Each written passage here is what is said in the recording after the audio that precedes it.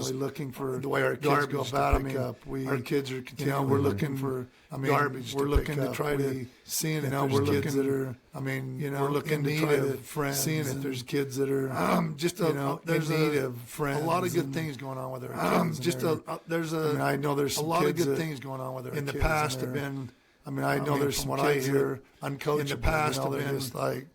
From what I hear, no way, uncoachable. I haven't even seen even it's their way or no way, and kids have been. I haven't even seen. I couldn't be happy with that. With what's going on with our kids. I couldn't be happy. You want to win every game with what's going on with our kids. Yeah, I do want to win every game, and there hasn't been a game we've gone into.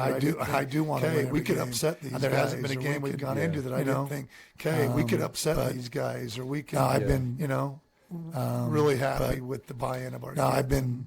And the community, and really happy with the buy-in of our kids, and where do you see the program in the next as a whole? Let's say by the time these freshmen are seniors. Where do you see the program in the next? Yeah, I think in the next 3 years, these freshmen are seniors. So I would be majorly disappointed. In the next 3 years, I would be majorly disappointed if we're not. In the Final Four. From that point on, with a chance to win a state title. In the Final Four, and with a chance. I've committed to 5 years. I'm not getting any younger. I've committed to 5 years right now. I'm not getting any younger. And I'm 64 right now, and want to go. And I would like to go do things that I aren't. Want to go tie me down. Still would like to go do that. Right now tie me down every single day. I don't regret it. I'm tied down just about every single day. I feel like I don't regret it. I'm with the kids, and I'm with the community and making a difference with the kids. I'm not about making excuses, and I don't like. I'm not about parents making excuses, screaming at officials. I don't like when our parents and that because all we're doing is making excuses for why things aren't going good. Because all we're doing is. And I think it's been way better. Things aren't going. I'm not up in the stands, so I don't. And I think it's been way better. I've heard it a little bit. I'm not up in the stands, so I don't. I've heard it a little bit at a couple of our youth games. Let the kids just go play. There's none of these officials out there trying to make us. Let the kids just go play. There's none of these officials out there trying to make us lose. Yeah, there's. I don't believe, but for sure, I really do not believe that. Officials go into any game going, oh boy, I'm going to get these guys. Officials go into any game. Going, oh boy, I'm going to get these guys. It's a poor outlook. Even if it's the case in a few times, it's a poor outlook. Yeah. Even if it's a horrible outlook to go in a few times, it may be. You're always just making excuses. It's a horrible outlook justifying your loss. You're always just making excuses. Yeah, you're just justifying. I don't buy why we. I just know why we can't do good things. And I'm not. I don't buy into it. I'm not buying into it. I don't care because we can't control some things. Buying into it. I don't care. And that is we can't control when officials come out and control things how they see it. And that is. When officials come out, I would rather be friends with them than enemies. Like I said, for sure, I would rather be friends with them than enemies. If that makes sense. For sure, we're not going to get any calls in. It's definitely something I see in all sports that I attend. Sure, yeah, no, I agree, and it seems like parents tend to want to put their 2 cents in a lot more frequently than parents tend to want to.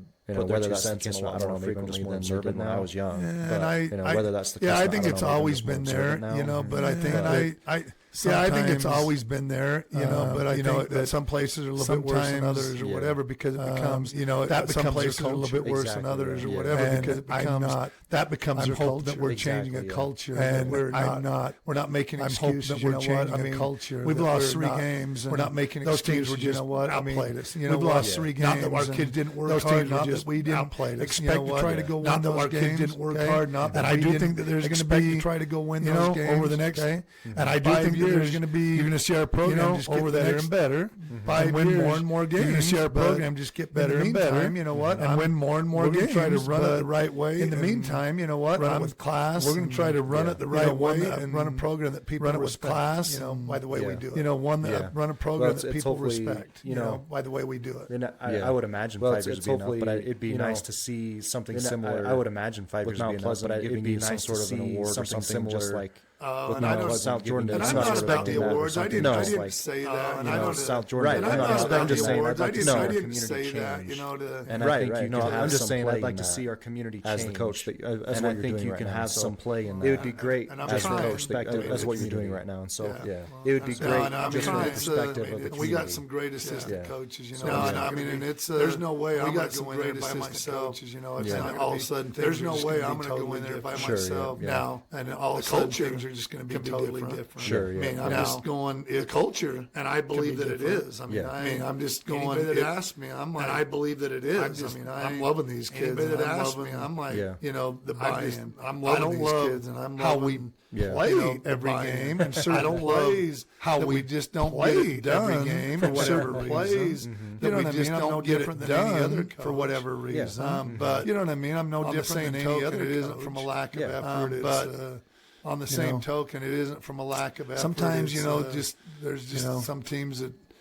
Sometimes, just whatever the way they were brought up, whatever, they have more speed, they have more, whatever the way they were brought up, I think whatever, they have more speed, they have more, whatever, And right now, it's not like we're not winning any games, because we are. And right now, it's not like we're not winning any games, because we all want to win, but right now, of course, we always, everybody want to win. It's a path. It's not a, It's not a stopping point. Like, you don't just get to the win. It's not a, you have to build up to it. It's not a stopping point. Like, you don't just want to be patient for it or not. You have to build up to that time frame to build. Whether you want to be patient for it or not, and I think that go through that time minimum takes 4 years and create.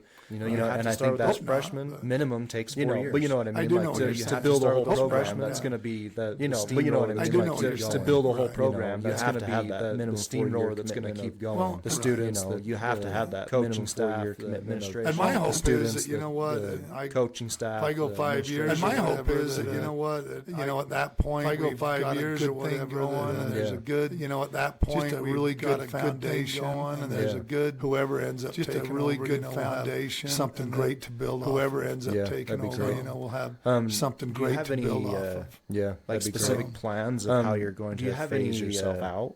Like specific for the staff, how you're going to phase yourself out. I wasn't sure if we're talking 5 years down the road. I was saying if we're talking 5 years down 3 years here, that's it. Then I think if I was saying put a plan, I'm committing to 3 years here, and that's it. Then I think there's no put a plan in. There's no plan in place or anything. No, there's no. There's no plan in place. Who knows anything like that? It's hard to say.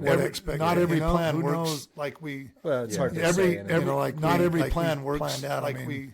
Yeah. Who's to say what's going to happen over the next planned out? I mean, who's to say what's going to happen? Who knows? Whatever. I mean, people have health problems all the time. I mean, who knows? I mean, people have health problems all the time. I mean, you could have an entirely different staff. The staff can make a complete. That's not a bad. I don't expect that, but and that's not a bad. I don't expect that, but I kind of. But you know what? That could happen at square one. Hopefully, the program's in good shape. A little bit back to square one. And it makes it easy to in good shape at that point to get it done. And it makes it easy to my principal calling. Yeah. Okay. You need to go. Any last words? My principal call. You know what? Okay. You need to go. I don't think so. Any last words? I appreciate the support. You know what? I don't think so. Other than I appreciate the support. I've been real happy so far. You know what? Like I said, I think I've said it that I and of our real happy of our community, the kids, and I can see that of our community. I mean, and. I can hopefully we're already, and I think we are. Hopefully we're already, and I think we're working hard already to run a good program. We're really working hard. What's the best way for people in the community to run a good program? Yeah. What's the best way for more than anything, come to the games, and be there. We're more than anything, come to the games, and be there. We have already. I mean, our coaching staff, I feel really good about the coaching we have already. That's going right now. We've done well. Good youth program that's going right now. They're doing well, and we are looking to do a stadium renovation. That stadium renovation. We are looking to do a stadium renovation. Wants to get involved with stadium renovation, man. If there's anybody wants to get involved with something, as far as what we're doing to try to raise money, committee or something, as far as what we're doing to try to raise money, that would go a long way. And I just renovation. When I went to a meeting where we had, when I went to a couple mayors, I went to a meeting where we had business people, a couple mayors, the school board members. Business people, and I got up and just says, school board members. I don't know how. And I got up how we can, we go to all these other communities. I don't know how we can brand new field houses. We go to all these other communities and they've beautiful stadiums, brand new field houses. All these things are going on. Beautiful stadiums. Are we okay just saying, well, we can't figure out a way to. Are we okay just saying, well, we can't figure out a way to. You know what? that kind of stuff. Yeah. You know, we can make all, you know what? We can make all the excuses in the world for why we can't do things. We can make all the excuses people can get involved. Why we find ways. Let's go get. Or we can go out some nice. People can get involved. Let's have a nice turf field. Let's go get. Why not nice stuff? You know. Let's have a nice turf field. Host games, not ruin our field. You know.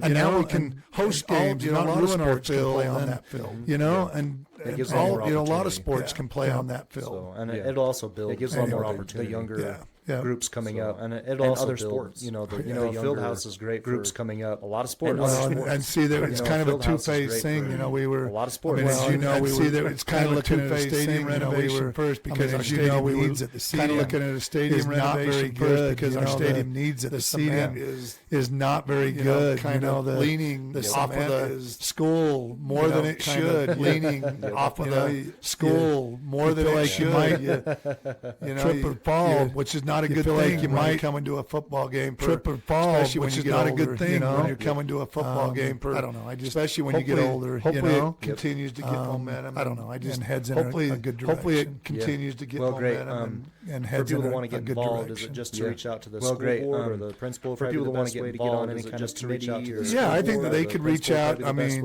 our committee. You know, I think that they could reach out. I mean.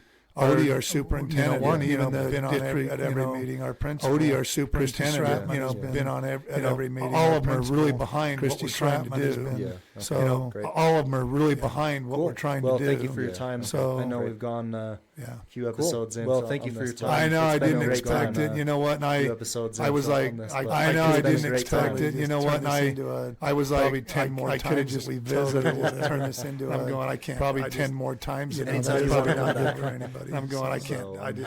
I want to come back. You know what? When we go hang a banner. I want to come back. You know what? When we coach. When we go hang a banner. What did it take to get to that point now? All right, coach. Whatever. Then what did it take to get to that point now? You know. And let's do it. Whatever. Then I'd be at that point. That sounds good. Well, thank you. I appreciate your time. We'll revisit Morgan at that point. That sounds good. Well, thank you. I appreciate your time. Thanks, Morgan. Yep.